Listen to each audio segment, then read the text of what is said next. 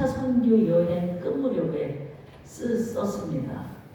주 57년, 58년경 어디서 썼냐? 고린도에서 썼어요. 로마서는 고린도에서 썼고, 사도 바울이 로마 방문이 멀지 않았다는 확신이 들었어요. 그래서 이제 더디오를 통해 로마서를 작성하여 보낸 것이 로마서 16장 22절에 나옵니다. 더디오. 로마서는 로마서 1장 12절입니다. 다 같이 봅니다. 로마서 1장 12절.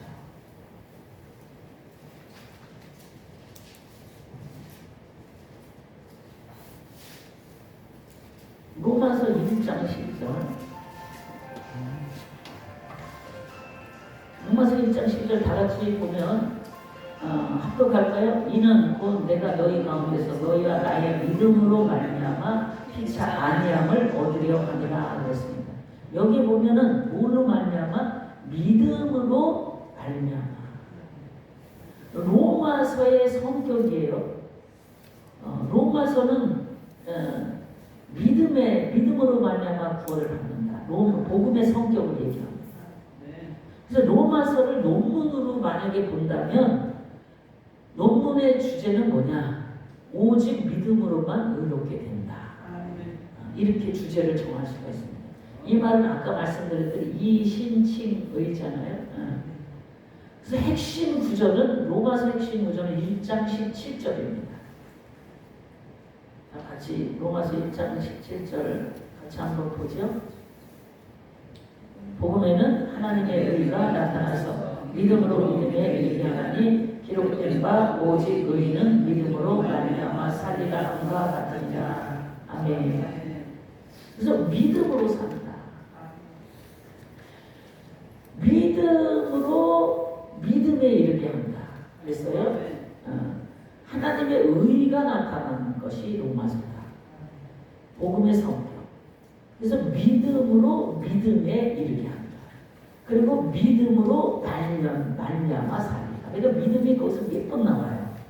믿음에 갖고 믿음으로 믿음에 이르게 하고 믿음으로 말미암아 살리라. 그러니까 로마서의 아주 그 성격이 아주 확실하게 드러납니다. 믿음을 그렇게 강조해요. 갈라디아서를 보면 갈라디아서는 너희는 이렇게 자유하라. 뭘로 자유? 예수 그리스도의 보혈로 자유하라가 갈라디아서의 주제입니다. 근데 로마서는 믿음을 이제 주제로 종교개혁자인 마르틴 루터가 변화된 구절이 뭐냐면 이 구절입니다. 첫째 뭐냐? 로마서 1장 17절을 통해서 세 가지가 나와요.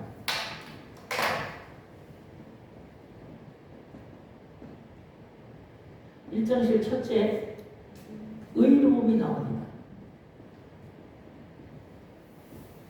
두 번째 믿음이 나옵니다. 세 번째 삶이 나와요. 의로움의 주체는 누구냐? 하나님이시죠? 그렇죠? 믿음은 우리예요. 우리를 통해서 뭐가 나온다? 삶이 나온다. 믿음의 삶이 나온다. 아멘. 그래서 로마서는 한마디로 하나님의 이신되기를 통해서 우리가 이제 믿음의 삶으로 나타나는 것이 로마서의 이제 총 내용입니다. 그래서 로마서를 이해하는데 중요한 세 가지 단어예요. 로마서는 인간의 죄성에 대해서 로마서는 의인은 없나니 하나도 없다고 했어요. 로마서 3장 명확하게 의인이 없다. 그것이 우리의 모습이에요. 우리는 예수 믿으면서 의인이라 칭함을 받았을 뿐이지 의인이 된 것은 아닙니다.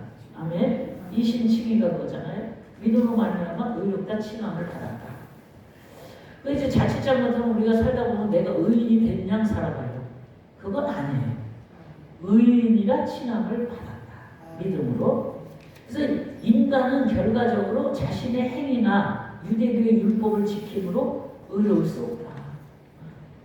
그러니까 자책을 그만하시기 바랍니다. 괴로워하지 마세요. 왜냐하면 우리의 행위로 의롭다 할 수가 없어. 내가 왜 성도한테 또 그렇게 했지? 그렇게 할 수도 있어요. 내가 어제도 또 그렇게 망쳐가 했지? 그렇게 할 수도 있어요. 그게 이제 우리에게 주는 이제 부분입니다. 하지만 다른 길이 있다. 로마서 3장 24절입니다. 3장 24절. 자, 로마서 3장 24절을 보니까 그리스도 예수 안에 있는 성령으로 말미암아 하나님의 은혜로 값없이 의롭다 하심을 얻은 자 되었느니라. 아멘. 그래서 우리가 예수로 말미암아 의롭다 되었다. 다시 말해서 3장 2절에 나오는 믿음을 통해서만 강조됩니다. 즉 로마서의 복음의 핵심은 하나님이 독생자 예수님을 보내서 인간을 위한 속죄물로 내어주셨기 때문에 우리는 그분을 믿는 자마다 어떻게 해요? 의롭다 칭함을 받는 것이 로마서의 핵심이에요. 다시 말해서 이신칭의가 핵심입니다. 아멘. 로마서의 핵심은 이신칭의예요. 그러나 이제 그게 그 다음에 나와요. 그러나 이 서신은 단순한 믿음으로 의롭게 된다는데 그치지 않습니다. 로마서. 제가 이렇게 해놓고 다 칠판에 정리해 드릴 거예요. 왜 그러냐면 한마디로 12장부터는요 믿음, 삶이 나오잖아요. 여기서 이제 12장으로 들어가는데 삶이 의롭다 입은 자가 사는 삶을 강조하는 게 로마서입니다. 강조. 로마서 12장 1절이 그랬잖아요. 이 세대를 본받지 말고 너희는 예배를 드려라. 그게 12장이잖아요. 그래서 우리의 믿음은 삶과 분리될 수 없다는 것이 로마서의 이제 말씀입니다. 그래서 다시 말해서 믿음이 있느냐, 네가 믿느냐, 예수님을 믿느냐, 그러면 행함이 뒤따르는 믿음이 믿음이다. 그것이 로마서의 이제 내용입니다. 그래서 로마서 12장 1절에 이제 했어요. 이제 전체를 아우르고 이제 들어갑니다. 그러므로 형제들아 내가 하나님의 모든 자비하심으로 너희를 권하노니 너희 몸을 하나님이 기뻐하시는 거룩한 산제물로 드리라. 이는 너희가 드릴 영적인 예배라. 이것까지 마치고 이제 그림 하나 그려드리고 이제 12시니까 밥 먹어야 되잖아요. 12시까지 하는 거 맞아요? 12시. 12시 반. 그럼 이제 이걸로 들어갑니다. 중요한 거는 지금부터 로마서를 제가 조금 정리한 것 뿐이고 지금부터가 제일 중요해요. 로마서는 세 개로 구분할 수가 있습니다.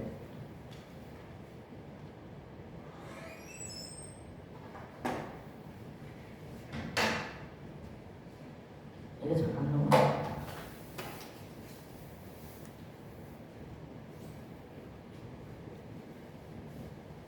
의의 원리. 그 다음에 두 번째는 하나님의 구원 역사.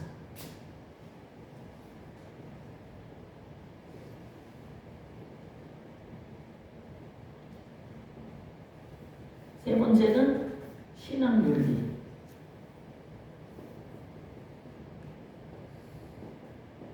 이렇게 세 개로 구분할 수가 있습니다. 아까 말씀드린 대로 여기는 의로움이에요. 의로움. 아까 세 단어 있다고 했죠? 의로움. 두 번째는 믿음입니다. 믿음. 그 다음에는 삶. 이렇게 로마서는 세 개로 이제 전체적인 총체적인 구분을 합니다. 그리고 로마서는 1장부터 3장까지는 1장부터 3장은 1장부터 3장은 죄인에 대해서 얘기해요. 죄인. 로마서가 몇 장까지 있어요? 16장까지 있어요? 맞습니까? 맞죠? 네, 16장까지 있어요. 그거를 이제 쪼개서 합니다. 1장부터 3장은 죄인에 대해서 얘기합니다. 그럼 1장은 누구의 죄를 얘기하냐면 1장 유대인의 죄. 아니 이방인의 죄부터 나옵니다. 이방인. 1장은 이방인의 죄에서 나오고 2장은 유대인의 죄. 3장은 뭐에 대해서 나오냐면은 전 인류의 죄가 나옵니다. 전 인류의 죄. 여기까지는 여러분들이 다 알아요. 이거 모르는 건 아니에요. 근데 제가 이제 여기서 할 거 핵심은 이거예요. 여기는 성부의 법이 적용돼요. 성부의 법. 그럼 성부의 법이 뭐냐? 이제 그런 걸 할 거예요. 성부의 법. 성부의 법은 율법입니다. 성부의 법은 율법. 율법. 두 번째 행위의 법. 세 번째 성부의 법은 또 공의의 법입니다. 이제 요거를 이제 갖고 1장서부터 이제 쭉 할 거예요. 저는 이게 이제 좀 정리가 되니까 시원합니다. 근데 이제 그 다음에 4장부터 5장까지는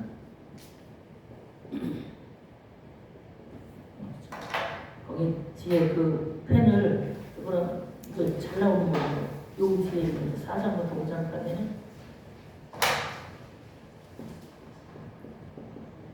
이것도 잘 나옵니다. 4장부터 5장까지는 의인이죠. 의인에 대해서 나옵니다. 의인에 대해서 나오는데 4장은 아브라함의 의, 5장은 예수 그리스도의 의입니다.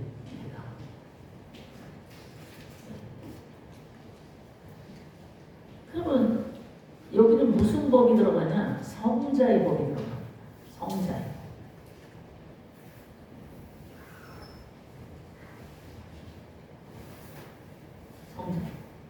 성자의 법은 무슨 법이에요? 성자의 법은 은혜의 법입니다. 은혜의 법. 1번 은혜의 법. 2번 성자의 법은 믿음의 법입니다. 성자의 법은 세 번째 속죄의 법입니다.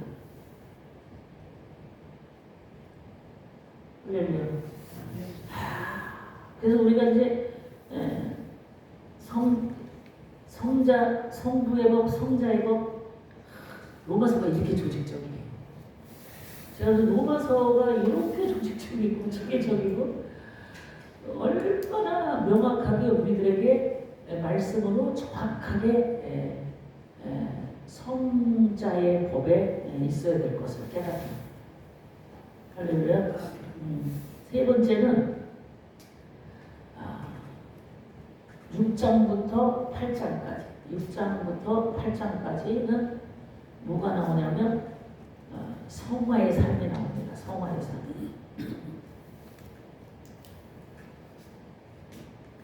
여기는 의인, 죄인, 여기는 성화의 삶. 성화의 삶이 나오는데 성화의 삶은 성령의 법입니다. 성령의 법. 아멘. 네, 성령의 법. 근데 6장부터 8장까지는 6장은 성령의 원리. 7장은 성화와 율법.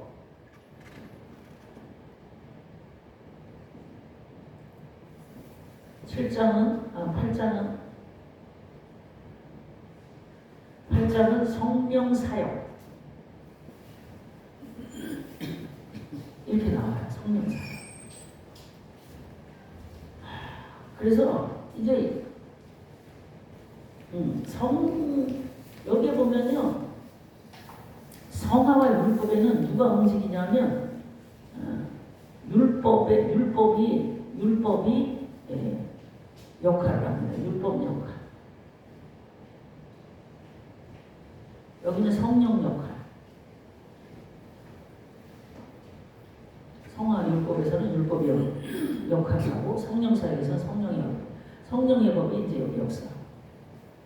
성령의 법은 이제 여기 성부의 법은 율법, 행위의 법, 공의의 법이 되잖아요. 성자의 법은 은혜의 법, 믿음의 법, 속죄의 법이 되는데 성령의 법은 생명의 법입니다. 할렐루야. 여기 가서 생명의 법. 그래서요, 이 말씀을 우리가 알지만 생명의 법이 그렇게 생명은 누구예요? 예수 그리스도시잖아요. 어제도 제가 이제 우리 재단에서 생명에 대해서 설교했어요. 요한복음에 보면은 예수님께서 자기 자신을 7대 자기 자신 정체성을 밝혔잖아요. 나는 생명의 떡이다. 나는 빛이다. 응? 나는 포도나무다. 이렇게 쭉쭉해서 자기 정체성을 7가지를 밝혔잖아요. 예수님께서. 예수님에 대해서 확실히 알아지는 거야. 예수님이 어떤 분인지. 근데 그분이 바로 생명이잖아요. 생명의 법. 그리고 성화에 살면은 반드시 그런 해방의 법입니다.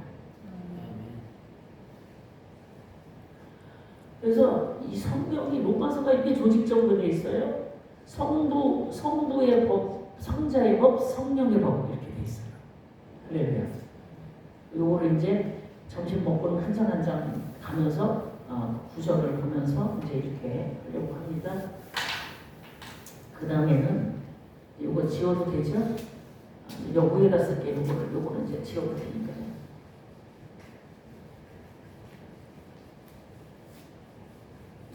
그 다음 이제 또 나오는데 9장부터 11장까지는 이스라엘 역사입니다. 9장부터 11장.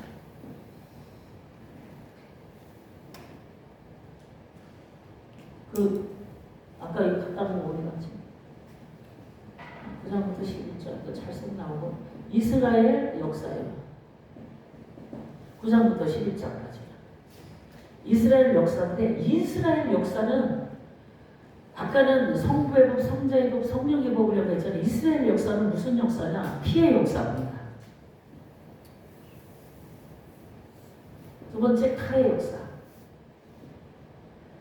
이스라엘 역사는 피해 역사와 칼의 역사입니다. 그래서 9장은 과거, 이스라엘 과거는 어땠냐? 과거에 너희들이 선택했다. 근데 거부했다. 9장에 이스라엘을 선택했는데 거부했다. 믿음으로 받아야 되는데 믿음으로 받지 않았다. 거부했다. 그 다음에 10장에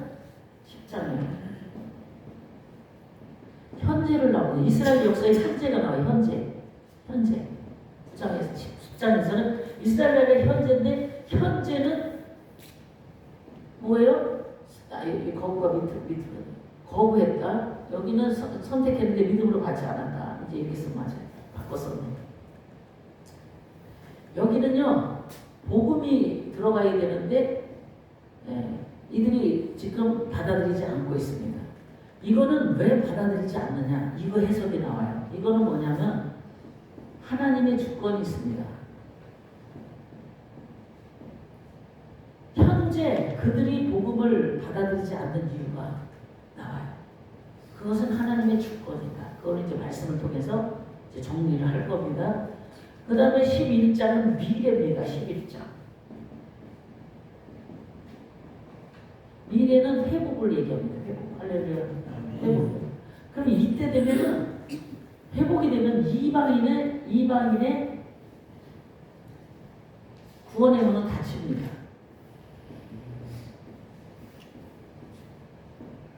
이방인의 구원의 문이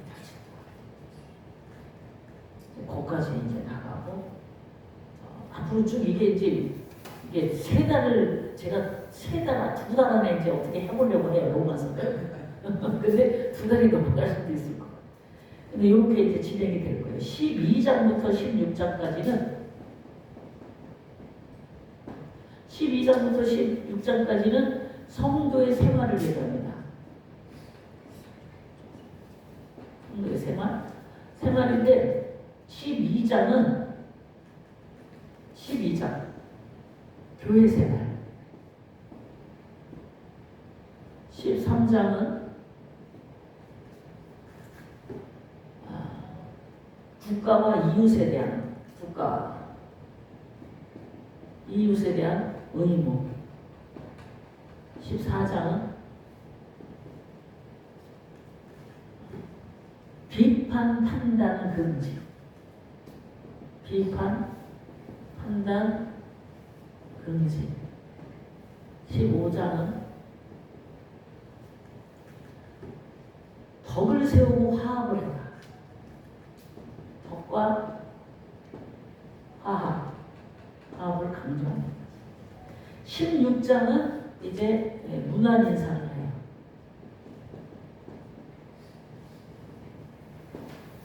다시 말해서 동역자를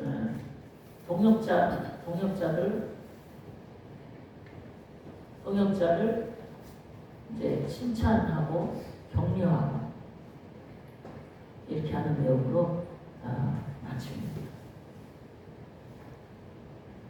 성경은 구원에 이르는 지혜가 있어요. 그리고 교훈과 책망을 해서 우리를 바르게 하고 의롭게 합니다. 성경은. 그리고 사람을 변화시키고 행위를 바꾸는 게 성경에 좀 있습니다. 그것이 이제 로마서의 총 내용입니다. 구원에 이르는 지혜. 또 교훈과 책망으로 우리를 바르게 하고 의롭게 합니다. 그리고 사람을 변화시켜서 우리가 행위가 변화되는 이제 사람으로 만들어간다. 이거까지 이렇게 로마서는 이렇게 진행이 됩니다. 로마서 이제 1장으로 이제 갑니다. 로마서 1장은 아까 말씀드렸듯이 이방인의 죄를 얘기합니다. 이방인들은 이제 말씀을 보면서 로마서 1장을 한번 보죠. 이거 쭉 지워도 되죠? 요것만 놔두고 지워요. 이거라서 보상 와서 얼른 지워. 근데 로마서 1장을 보면 19절을 봅니다. 로마서 1장. 다 같이 19절부터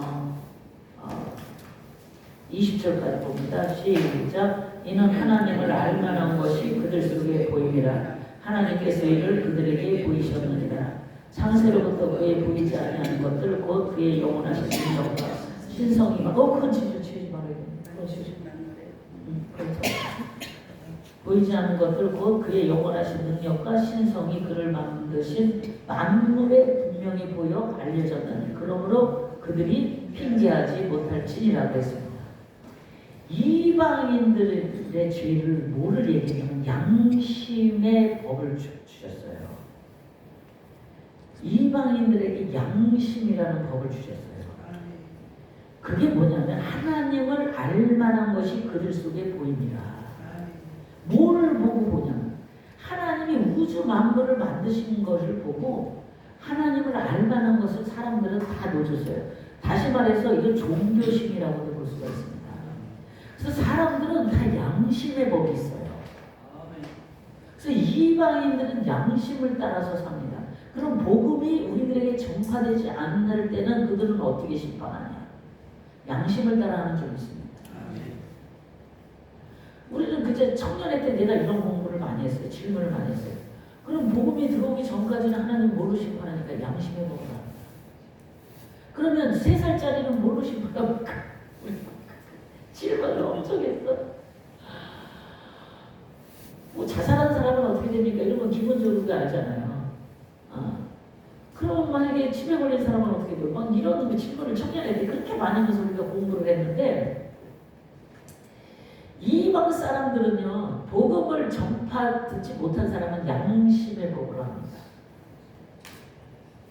근데 그들이 왜 하나님은 창조 때부터 하나님을 알 만한 것을 다 그 속에 넣어주셨어요. 그래서 하나님께서 그들에게 보이셨다고 그랬어요. 이건 양심법이고 그들에게 종교심을 다 넣어줬습니다. 그런데 창세로부터 그의 보이지 않은 것들 곧 영원하신 능력과 신성 그가 만드신 만물에 분명히 보였다고 했어요. 만물을 말씀을 통해서 사람은 깨달을 수 있는 지각과 영의 은혜를 다 주셨습니다. 근데 그러므로 그들이 뭐한다고 핑계치 못할지니라 그랬어요. 근데 그들이 하나님을 알아요. 우리가 믿는 예수 그리스도는 아니지만 하나님은 다 압니다. 천지만물을 창조하신 하나님을 다 이 깨우친 사람은 신앙인의 깊이 안 들어가도 다 알아요. 그런데 그들은 감사하지도 않고 영화롭게 하지도 않고 어떻게 오히려 그 생각이 허망해졌다. 이게 뭐냐면 이 사람은 이 천지 만물 앞에서 수그리게 돼 있어요. 그게 창조 질서예요. 창조 질서인데 이 사람이 어떻게 되냐면 사람이 위로 하나님을 섬겨야 돼요. 아래로는 만물을 어떻게 하라고 했어요? 다스려라. 이렇게 돼요. 이렇게 구조가 이렇게 돼야 돼요. 구조가. 근데 여기에 사람은 어떻게 되어 있냐면 만물을 다스리는, 만물을 섬기는 거예요. 그리고 하나님을 내 바라게 두는 거예요. 이거를 이제 지적을 합니다.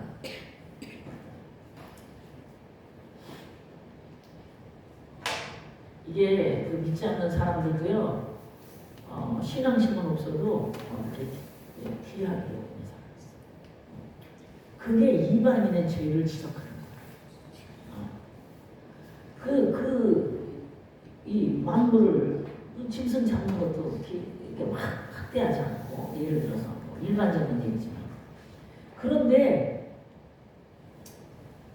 그래서 생각이 허망해져서 어떻게 23절로 갑니다.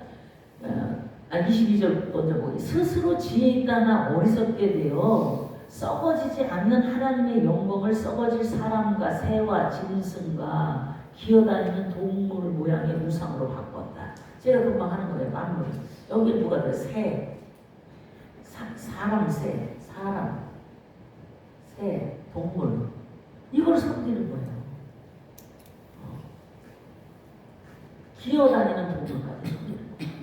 그래서 하나님은 그 이방인들의 죄도 간과하지 않으십니다. 침묵하지 않으신다는 거죠.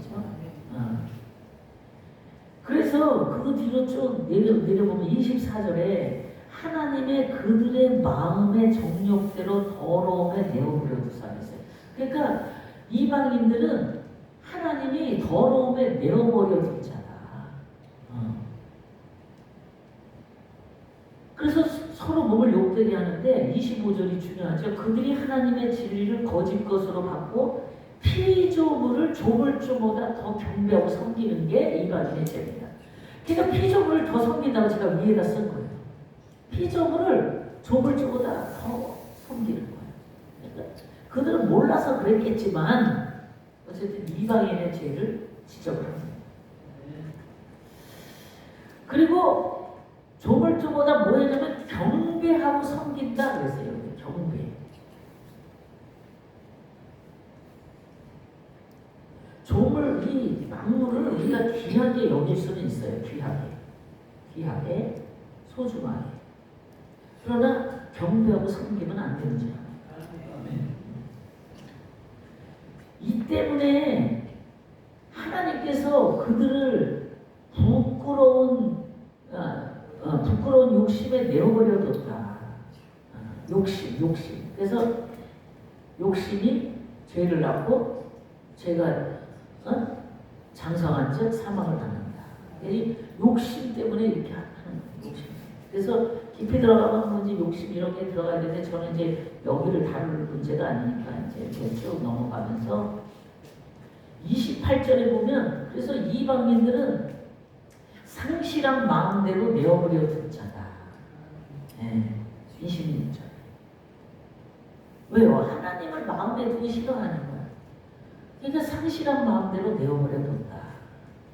그래서 이방인들이 짓는 그 모습이 나오는데 불의, 추악, 탐욕, 악의가 가득하고 시기, 살인, 분쟁, 사기가 악독한 자요, 수근수근하는 자요, 이렇게 쭉 나옵니다. 그리고 비방하는 자요, 우매한 자요. 우리는 이 자리에 빠지지 말아야 돼. 할렐루야.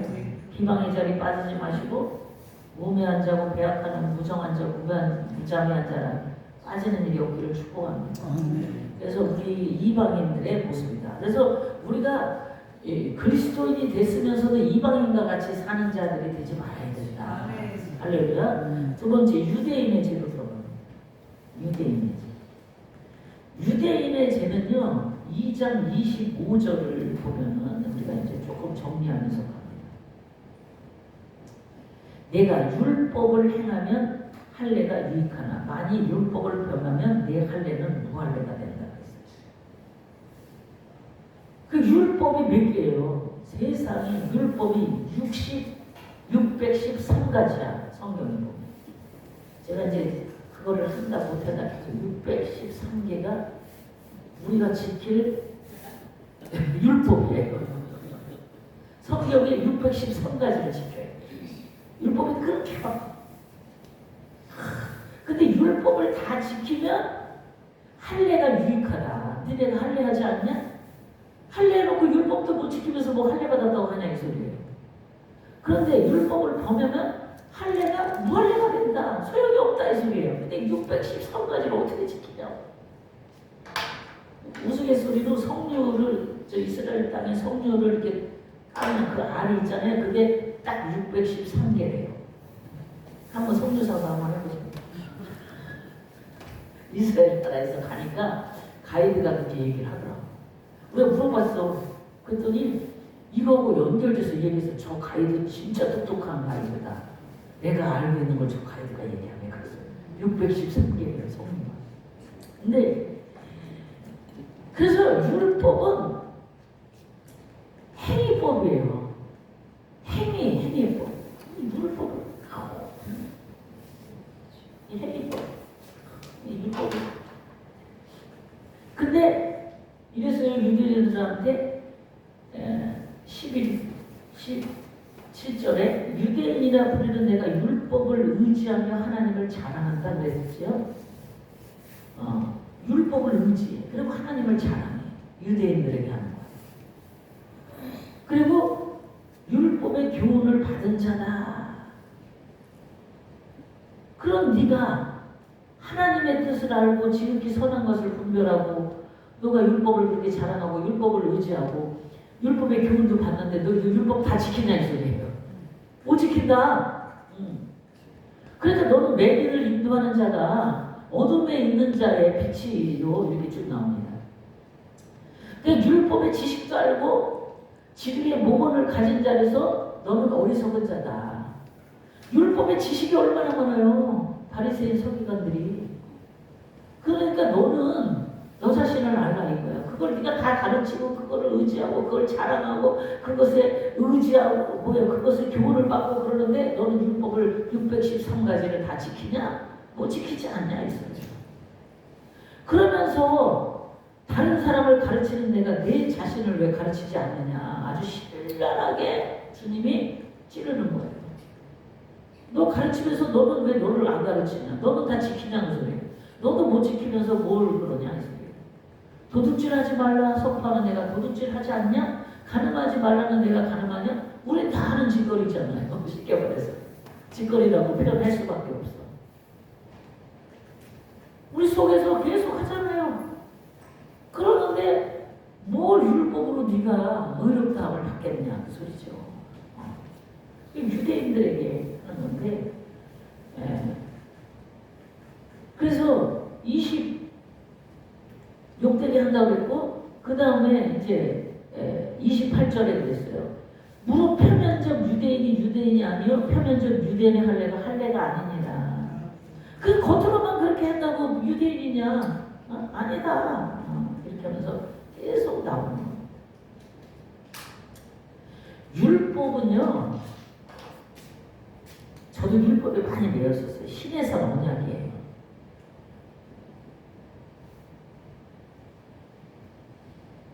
그래서 율법이 613가지가 이제 다른 이제 집회 장소에 가면 제가 이제 이걸 쫙 풀려면은 뭐 여기 갔다 저기 갔다 막 해야 돼. 그걸 다 빼고 이게 보면 율법이 10계명으로 줍니다. 그죠? 요약이 돼. 요약. 압축. 십계명을 못 지켜요. 살겠어. 613가지는 거다 지금 십계명을 요약했는데 이것도 못 지켜. 이게 유대인들의 죄예요. 유대인. 그렇게 자랑하는 네가 그런 자냐? 그런데 요한복음 1장 17절 봅니다. 요한복음 1장 17절.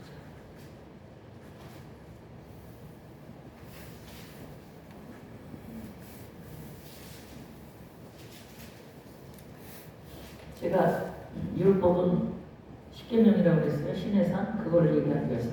시작. 율법은 모세로 말미암아 주어진 것이요 은혜와 진리는 예수 그리스도로 말미암아 온 것이다. 아멘. 그래서 율법은 모세로부터 시내산에서 온 거예요. 근데 이제 율법이 나중에 엄청 중요한 역할을 하죠. 몽학 선생이 되잖아요. 율법이 몽학 선생으로 표현되는데 율법이 그렇게 왔어요. 로마서 7장 13절. 로마서 7장 13절.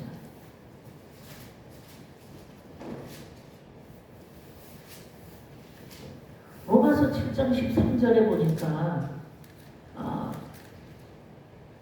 같이 봅니다. 시작. 그런즉 선한 것이 내게 사망이 되었느냐? 그럴 수 없느니라. 오직 죄가 죄로 드러나게하여 선한 것으로 말미암아 나를 죽게 만들었으니 이는 계명으로 말미암아 죄로 살리 죄되게 하려 함이라. 그러니까 율법은 뭐냐면 죄가 죄되게 하는 거를 죄가 죄되게 하는 거예요. 그러니까 이거 코로나법이 없었잖아요. 쉽게 말하면 쉽게 얘기하는 거예요. 원래 코로나가 없을 때는 코로나법 안 지켜도 죄인이 아니야. 그렇죠? 아니 마스크 안 쓰러 간다고 막 죄가 안 돼요. 마스크 안 써도. 근데 코로나가 있을 때 마스크 안 쓰면 안 돼. 예를 들어서 벌금을 낸다든지 뭐 해다든지 예를 들어 그렇게 된다면 원래 그 법이 없을 때는 죄가 죄되지 않습니다. 그렇죠? 법이 없을 때는 죄가 아니에요. 근데 법을 딱 세워놓으면 그걸 안 지키면 이제 죄가 되는 거야. 그래서 율법이 그런 역할을 한다는 거죠. 죄가 죄되게 한다. 죄를 죄로 만든다. 죄가 죄라고 인정되게 한다. 이 율법은 그겁니다. 그러니까 말씀에 갖다 대면 다 죄야. 그래서 살 수가 없어. 아주 묶여서 못 살아. 내가 스스로 나를 여러분들 자기를 그렇게 예수 믿으면서도 그렇게 사는 사람 많아요. 저도 많이 살았어. 그렇다고 제가 율법을 무시하는 게 아니에요. 율법 계명을 이제 나중에는 즐거움으로 지킵니다. 할렐루야. 계명이 즐거움으로 지켜져야 되는데 즐거움으로 지켜지지 않는 거예요. 내가 목사가 왜 이렇게 해야 돼? 목사는 이렇게 말해야 돼? 목사는 이런 표정도 지면 안 돼? 우리 다 목회자들 대상을 한다고 생각해. 목사는 이렇게 저기 해야 돼? 이래갖고요. 그 목회자의 그 사명이 짐이 돼갖고 눌려 사는 거야. 그 목회자의 짐이 아니라 이제는 목회가 즐거움을 한다. 할렐루야. 우리 목회자 이제 조금 그쪽 방향으로. 그래갖고 지금 목회자가 할 일이 얼마나 많아. 담임 목사들이 할 일이 더 많아. 교회 돈까지도 다 책임을 져야 돼. 근데 이제는 그것도 즐거움으로 한다. 성도 돌보는 것도 즐거움으로 한다. 계명으로 생각을 안 해. 내가 이거 꼭 해야 돼. 내가 이거 목사니까 그게 아니야. 기쁨과 즐거움으로. 감사. 그래서 이게 죄가 죄되게 하는데 잘못 한 발만 이렇게 딱 어떤 경계선에 나도 모르게 애매모호한 경계선에 딱 서면 내가 금방 눌려요. 말씀을 모를 때는 덜 눌려. 근데 말씀 알면 할수록 또 더 눌리려고 그래. 근데 은혜법으로 바로 들어가야 됩니다. 할렐루야. 할렐루야. 여기까지 하죠. 오전에는. 그래서 2장까지 오전에 하는. 그래서 이 율법이라는 놈이 아주 요상스러운 놈이에요. 이거를요, 여기를 이제 나중에 다 또 이제 율법의 역할에 대해서 나중에 나오는데, 거기로 가면 이제 율법이 나에게 정말 도움이 됐다 이렇게 이제 고백이 나올 정도로 그걸 이제 깨달아지는데, 율법 역할은 이 밑으로 쭉 내려가면 나오잖아요. 7장에 나와요. 성화와 율법. 여기서 나오는데, 그 율법이 꼭 필요한 것을 이제 깨닫죠. 그러나 여기서는 이제 유대인의 죄를 지적하기 위해서 이렇게 나온 말씀이죠. 하나님 감사합니다. 이제 저희들이 첫 말씀 강의를 마쳤습니다. 들은 말씀이 우리들 속에 깊이 새겨지게 하셔서